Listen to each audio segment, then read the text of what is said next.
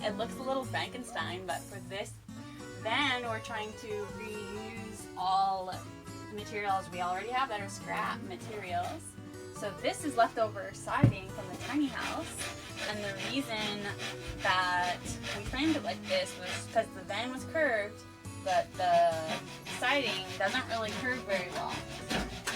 When the corrugated goes this way, it only curves sideways like that, and we want the lines to go vertically to make it look taller.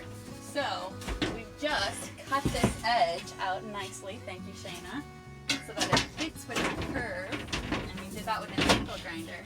And you can see here, this is going to let us touch at 3 points.